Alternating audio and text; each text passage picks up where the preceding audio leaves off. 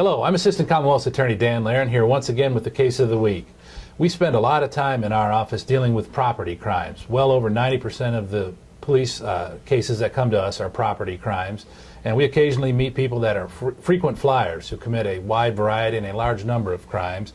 And Assistant Commonwealth's Attorney Kimberly Baird dealt with someone just like this. Kimberly, could you tell us about William Cox, please? Oh, wow. Mr. Cox. Mr. Cox came and was assigned to me. He had multiple charges along with him and his co-defendants, main ones being burglary, theft of mail matter, and criminal possession of a forged instrument. And he was also a persistent felony offender in the first degree. And the gist of what Mr. Cox and his co-defendants did, Mr. Cox was dating a woman who lived across the street from my victim, and he was on some sort of a drug-related spree. They got into an argument. She put him out, and my victim allowed him to stay there for a couple of days to just kind of, get himself back together. She was not aware of his history, and so one day she had left, and there was a friend that was there that had a key. So he came back, Mr. Cox came back to get some things from the apartment. The person let him in.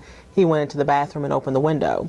So then they all left, and he circled back around with his two co-defendants and broke into her apartment and took a variety of things from her. Her laptop, various PlayStation, Xbox, Wii games, and game systems, and those kinds of things, and went and pawned them for money for drugs. Mm-hmm.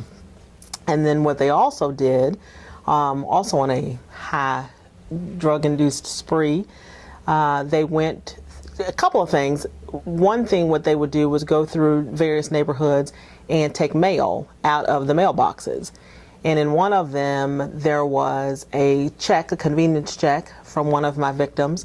And so they forged Mr. Cox's name on it and forged the victim's name on it, and they cashed it through one of the co-defendants' bank accounts.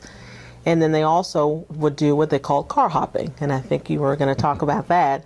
But the three of them would just go through various neighborhoods and try to unlock cars to see if they were open, and if they were unlocked, they would rummage through and find anything of value and either pawn it or trade it for money for drugs. So how did their case come to the attention of the police department?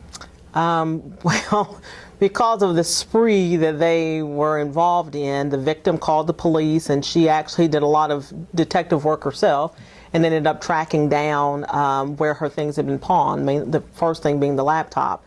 So when they found out it was one of the co-defendants, they went and talked to him. He was cooperative with the police and indicated everything that he had done and who he was with. They talked to the other co-defendant, female co-defendant, and she did the same, and implicated Mr. Cox, who was not as cooperative and forthcoming. So his case, pended a while he tried to make excuse after excuse after excuse. So how did Mr. Cox's case resolve once it got to us here in circuit court? Well, at one point, he was indicted on the charges that I mentioned, and at one point, while he was in the jail, he had convinced the judge that he needed some additional drug treatment.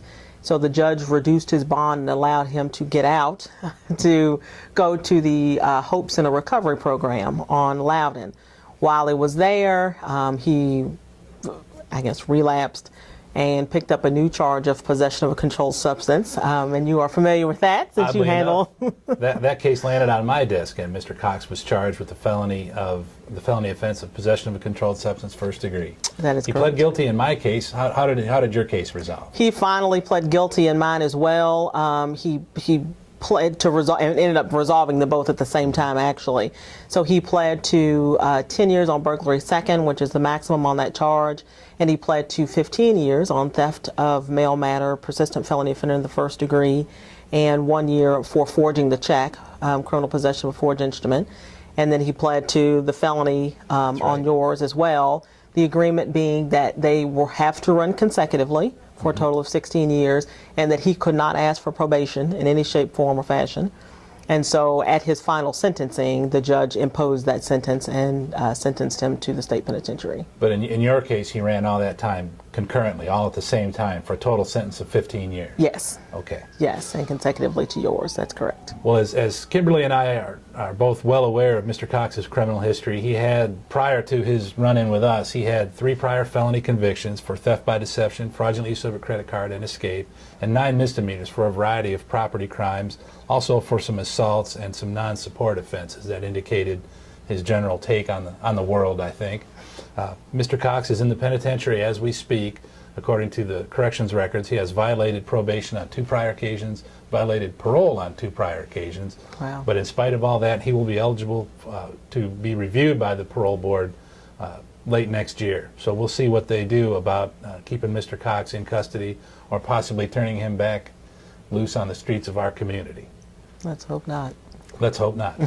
I'm Assistant Commonwealth's Attorney Dan Laren, and this has been the Case of the Week.